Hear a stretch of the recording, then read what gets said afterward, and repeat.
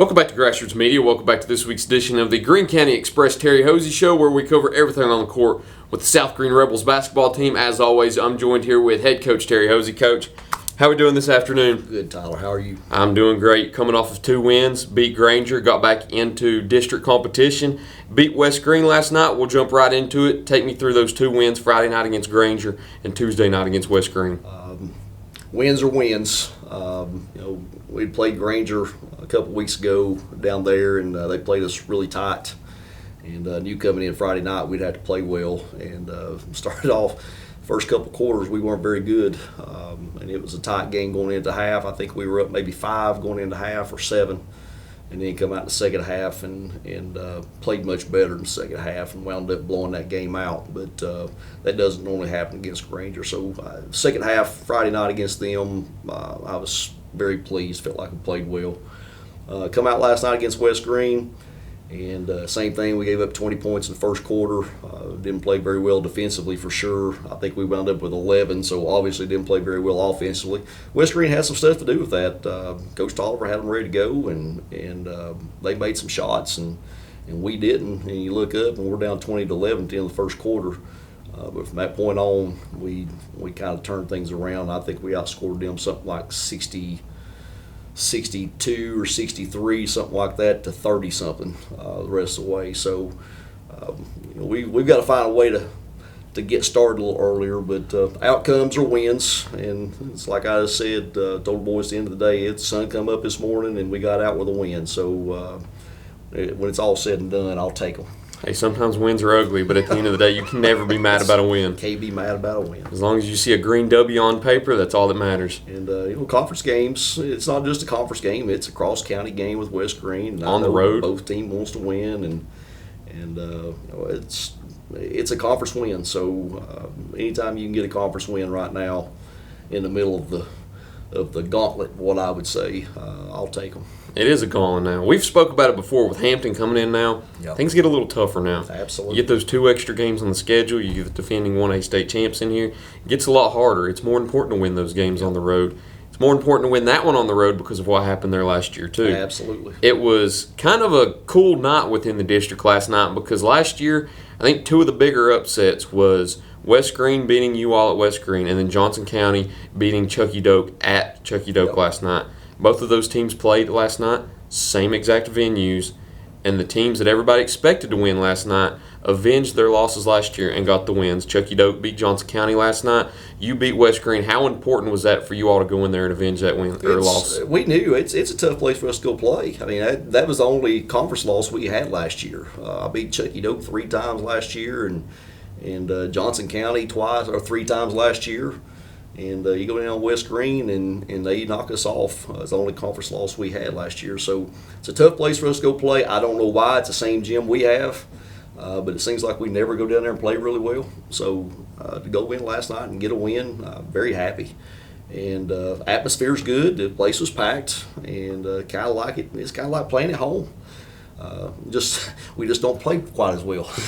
But West Greene plays hard, and they're getting better. I've watched them here, watched some game film over the last couple of weeks of them progressing, and they are getting better. So he's doing a good job with them.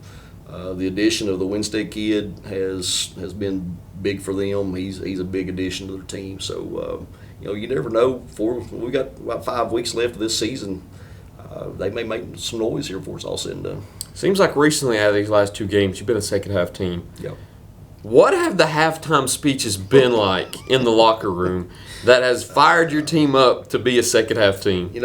I normally go in and peel the paint at halftime if I need to, and we did it here Friday night, and we come out completely different. Last night was a little bit different. I honestly went in last night and I said, boys, I'm tired of yelling, and I don't know what's the deal, what's going on, why we can't get started, but I said, if you can't take enough pride to get yourself going right here and go win this game, then it's on you. And they come out and played well in the second half. I don't know what it is about right now. I don't know if it's on me. I'm obviously not getting them ready to play. And we've talked about warm-ups, what we do in pregame and all that stuff, checking to see if we need to change some things. And then we're going to look at some of that stuff even today in practice. But You know, I think a lot of times kids come out and they think they can just show up and win, and that definitely happens when you start out the way we've started out. We've beat some really good teams, and we're now 14-4. But I think you kids kind of sometimes get complacent, and you got to find a way to keep them motivated. So sometimes it takes a halftime speech to get them motivated. Sometimes it takes a butt chewing. Yes, it does. Sometimes it takes the sight of a coach not being mad to kind of change their mindset too. Because if they see you walk in there and say, "Hey, if you want to lose, go ahead and lose," and that kind of alters their mindset too. Like, hey, if coach is not yelling, then something's up. Yeah, I told them I'm frustrated with our performance because I know how good we can be. I see us in the second half of the last few games. I saw us in the Christmas tournament play really good teams and play 4 quarters. And here these last couple of weeks, over the last week, we started out at Crockett, didn't play well. Didn't shoot it very well. We played okay, didn't shoot it very well. Then come in here Friday night against Granger and didn't play well the first half, and then last night against West Greene didn't play well the first quarter for sure. But it is frustrating for a coach, and I'm not that guy. I'm really not one of those people that likes to yell. I do what I need to do to try to motivate the kids. I get in their tails on the court. I also praise them when they do something good. So I'd like to be doing a lot more praising than I am yelling. And so they got to that point last night. I'm like, I don't even know what we're doing. So got into halftime, and it was chill at halftime. And we talked about some things that West Greene was doing to us, and come back out and made a couple of adjustments. And the kids took it and ran with it. And I think we put up 27 points in the fourth quarter last night. So they're going to have to figure it out at some point. We're going to play some teams where we're not going to be able to do that. And I hope they understand that at this point. But it is a long season, and I know we've played 18 games now, and you know, sometimes they do get kind of lackadaisical and don't see the need to come out ready to go. A lot of times you feel like you can just go out and play around with people and win when it counts, and you can't do that. It's high school boys basketball. Anybody can beat anybody. Gauntlet continues. Absolutely. Does not get any easier going forward. You got those 2 games out of the way. Got another conference win to boast your record to, I believe, 2-1 within the district now. You get some coming up. You also get a tough non-conference opponent coming up, too, that you beat on the road earlier this year. We'll go ahead and talk about those in just a minute. We need to get a commercial break in there. So we'll be right back after these messages here on Grassroots Media. Pizza Inn's new Right Way Buffet is open and ready for you and your family. Now with new garlic buttery crust and stuffed crust pizza, along with salads and desserts. It's the best part of your day. The all-day, everyday buffet. Only at Pizza Inn Greenville. Tommy's Plumbing has provided professional plumbing services to the residents of Greenville, Tennessee for over 30 years. Our experience and reputation have helped us grow our business to add locations in Jonesboro, Tennessee. Tommy's Plumbing is local and family owned, and we offer a full line of plumbing services, such as kitchen faucet, shower faucets, commodes, and bathroom faucets, as well as drain cleaning. We also provide outside plumbing work, such as septic and sewer drain cleanouts, as well as repair and replace. Tommy's Plumbing pretty much does it all. Tommy's Plumbing is licensed, bonded, and insured. Our quality workmanship and passion to provide our clients with expert service is second to none. We guarantee we have the best warranty around. For all your plumbing needs, give Tommy's a call at 638-3662. Welcome back to Grassroots Media. Welcome back to this week's edition of the Greene County Express Terry Hoese Show, where we cover everything on the court with the South Greene Rebels basketball team. As always, I'm sitting here with Rebels head coach Terry Hoese. So you got 2 wins under your belt here recently with Granger and West Greene, but as we said, the gauntlet continues. Yep. You've got Happy Valley coming up in conference. You've got Chucky Doak coming up in conference. Sandwiched in the middle of those 2, you've got Dobbins Bennett. Yes. Probably one of the tougher non-conference opponents you've played in the last few years. The good news is you get them at home, and you get Chucky Doak at home, the number 1 team within the conference right now. But first, you've got to go on the road and play Happy Valley. Talk about what you expect in that game Friday night. They're much improved. I've watched them play quite a bit as far as between summer ball and just watching some film. And they've played some people tough. They get out and full court press you, and they get after it, and they play hard, and they've got some kids that can stick shots. So it's one of those deals. We go and don't play well Friday night, we could lose. And we'll make sure that we let our team know that. But Happy Valley is getting better, and going to another place. We did play well up there last year. We shot the ball well up there last year, so hopefully we'll go in and we'll have a good night. But you get into Saturday, man.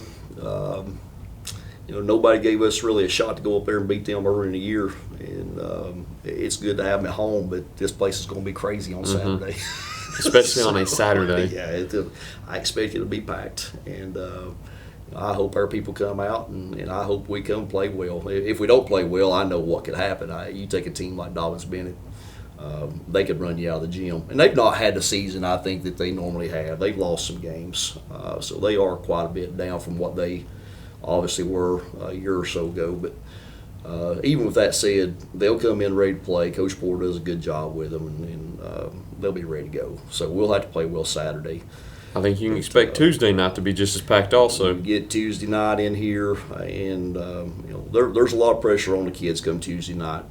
We dropped that one to Hampton at home, and Tuesday night's almost a must-win if we want a chance to have an opportunity to win this thing. So Tuesday night's huge. Chucky Doak's playing well, and they'll be ready to go. So next 3 games for us are huge and extremely important as far as how this thing's going to turn out at the end.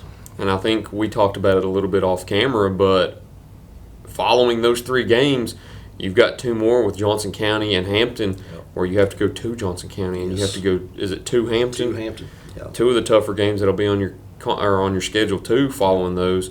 But the Chucky Doak game I wanted to talk about always because it's a county game. Yep. We love county games here at Grassroots Media. I think everybody within the county loves them too. And Chucky Doak and South Greene has been one of the more enjoyable series to watch out of the last couple of years. I think South Greene has took 4 of the last 5. You had Jace Roderick's buzzer beater at Chucky Doak last year. You upset Chucky Doak at Chucky Doak 2 years ago and gave them their only loss.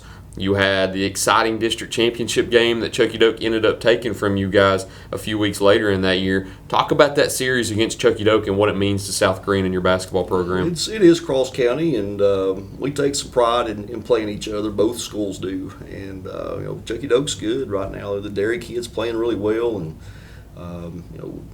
they've got several kids to go with him. So when it comes down to it, Treadway kid's playing well. He's putting up 18, 20 points night in, night out just about. And, he's got those other kids playing well. Rush kid's making shots. Mervyn kid plays hard. And then you add back the Palazzo kid is giving us some help down in the post. And, there's kids coming back. I think the Myers kid's just now getting back healthy where he's able to play. So they're going to come in here fully loaded Tuesday night, and over the past few years it's kind of been back and forth, and there's not been a whole lot of games that got decided until the end. So I hope it's that way Tuesday night. I'd like to come in here and have a cakewalk Tuesday night, but I know that's not going to happen. I just hope at the end of the day we've got a chance to win at the end. So like you said, a couple years ago we knocked them off as their only loss, and I think they wound up beating me by about 25 in the district championship. And then last year we beat Chucky Doak all 3 times we played them. So it's been back and forth a little bit, and we both know when it comes down to it, both of us need to win Tuesday night to have a shot for this thing. One stat I don't know off the top of my head that I'd like to find out that I can guarantee is really low is the amount of margin of victory out of the last few games y'all have played. The average margin of victory is more than likely single digits because you have the buzzer beater by Jace, the great game here at South Greene last year that came down to the wire, and then the ones previous in 2021, 2022 that were great. It's a great series. I think you look forward to it. We look forward to it also. I'm sure everybody else does. That one will be Tuesday night. Don't know quite yet, but just like the West Greene game last night, you can probably assume that's going to be our game of the week next week. So if you can't make it out, tune in on the YouTube channel. And if you can make it out, go to South Greene on Tuesday night. Get there early because we can guarantee you, just like the Dobbins-Bennett game on Saturday night too, gym's going to be packed. Yes, probably not even going to be much standing room, if there is any standing room. Makes it fun. It does. Coach, that's all I've got for you once again. Tyler. Appreciate you for sitting down with me. Thank you all for watching this week's edition of the Greene County Express Terry Hoese Show. We look forward to seeing y'all next time here on Grassroots Media.